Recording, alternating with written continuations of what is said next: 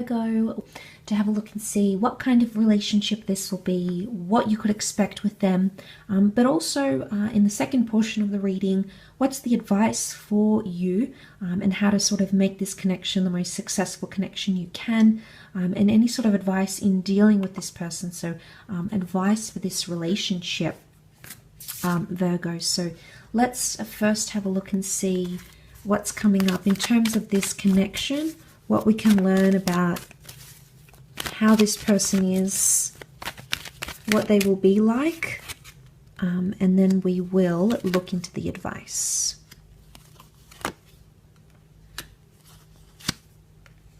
Okay, we can't ignore the fact that you've got that beautiful Two of Cups next to this connection, Virgo. So this is strong twin flame soulmate energy.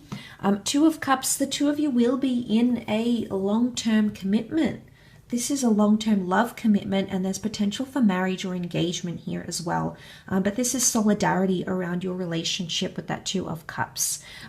Leo energies around your relationship, so there's a lot of confidence, there's a lot of love, and there's a lot of looking after each other, okay?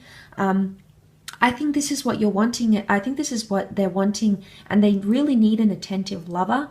From what it seems like they've been going through and how they've sort of lost faith in love, Virgo, I think it's almost like you're the most able sign to sort of restore their faith in love, but at the same time show them how beautiful love can be, because you can be so attentive, so caring, so involved, and I think they're really going to love that. But I see the two of you potentially falling in love here, Virgo. This is fantastic to see. But I do want to say with the Leo, there can be things like possessiveness. There can be a possessive partner, quite a protective partner. They may like to take the lead at times, or take initiative. I think that's coming up around them, or at least with the partnership. But again, Leo is fire sign, and fire can point to intimacy, lust. So I think, again, sexual attraction, sexual connection, I think is very important to this person. But I think there is very strong compatibility in that regard between the both of you.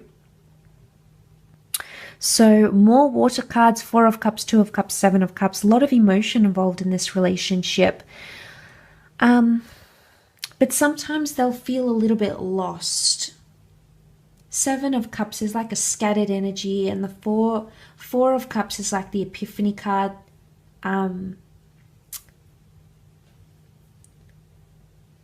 So what I get from this is that they might not be the most spontaneous person you've been with. Or they might not necessarily do things like give you surprises, or be spontaneous, or maybe adventurous in this relationship. So maybe they settle into routine or mundane things very quickly, and that's what a relationship with them could look like. So you might have to be the one that sort of initiates spontaneity, Virgo, okay? You might have to get them in that habit. I keep getting that they've been out of the game for a while, so maybe that's why that's coming up. But I think with the Four of Cups, Four of Cups reversed is that this is thoughtfulness. So it's little things, little acts of appreciation, things that might not necessarily come to them. So it's something that they need to work on. Again, I feel like the Ten of Wands coming up, relationships are challenging for this person. They are. And I think emotionally there's a scattered energy about them. This is expectations. They may have a lot of fantasies and expectations that they want you to meet. But then again, I don't feel like they're going to reveal it. I feel like they'll keep it internally and just assess you in that way. And I don't think that's necessarily healthy, but it might be wise to continuously check in with this person. You know, am I meeting your required needs? Am I, I feel like sometimes you might have to baby them a little bit, Virgo. I'm not going to lie. I feel at times they do need like looking after. I mean, like I said, I think you're the most able sign, but obviously we all have a boiling point. It all gets to a time when we need to, when enough is enough. So you might have to draw the line in the sand here with this person. They need to know limits and boundaries. Otherwise, they'll just get used to you, treating them this way. But I think with the Seven of Cups, emotionally, they do have some sort of ideal. There's something about an ideology. I don't know if it's necessarily healthy or not, but they do have some sort of idea in their head that they really want to connect with, or that they really want to live out, I guess, fantasies, but also expectations. But it could be a little bit of unrealistic expectations. I often associate the Seven of Cups with that. They'll feel different things at the one time, Virgo, and that could be overwhelming. I get like emotional overwhelming from this card.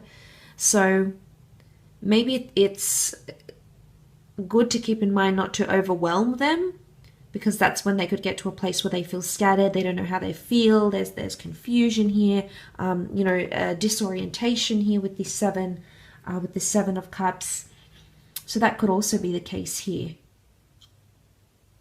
Let's have a look and see what the advice is for you, though, coming into this relationship with this person.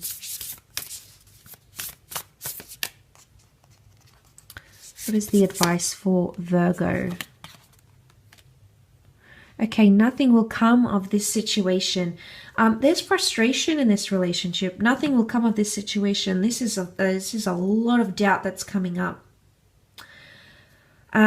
Virgo, if the advice is for you and nothing will come of this situation, it could be that this person doesn't have much faith.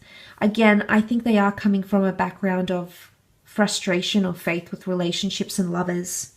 And it's almost like they'll feel helpless, or they may give up. Okay, they may give up easy or be the first one to sort of throw in the towel. And that could be frustrating. So straight away I'm seeing that could cast you into some sort of frustration here. A void moon is like, I don't know, again, if I'm going with the word avoidant here, I think that's coming up. Virgo, I think what I want to say is that with this person, you're going to have to pick your battles. That's very much the case, I think, here for you. Yeah. That's what I'm seeing. You're definitely going to have to pick your battles with this person, because there's just going to be times where you feel so like nothing is going to come from this. I'm not going to get there. I don't want to tell you to give up on this person, because I feel like, let's look at what you have here or what you could have. But I think that's going to frustrate you. So it's some things you're going to have to fight for, Virgo, and other things you're just going to have to sort of let be. It's almost like let sleeping dogs lie.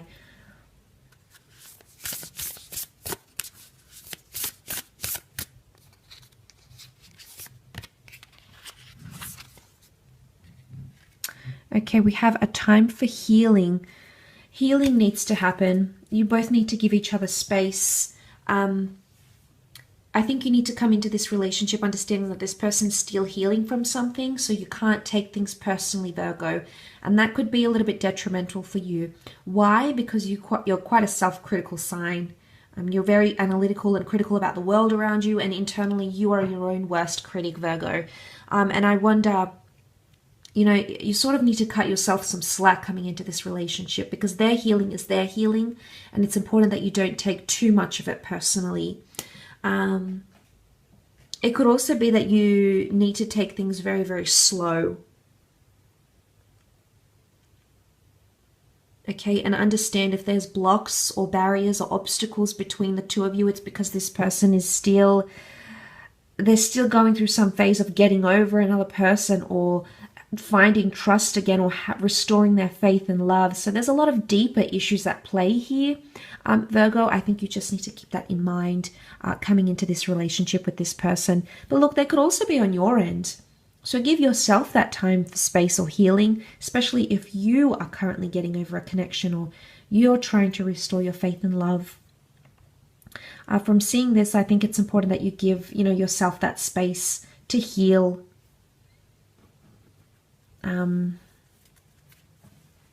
Or when you do, maybe this is more like when you do have fights, you need to say sorry, you need to give them space, they need to give you your space. Healing. So it's straight away I'm leaning towards there's a lot of emotional sensitivity actually between the both of you, Virgo.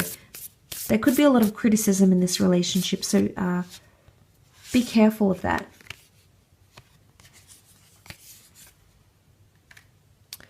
Okay, be bold and make the first move. You're going to be taking a lot more initiative in this relationship than the other person.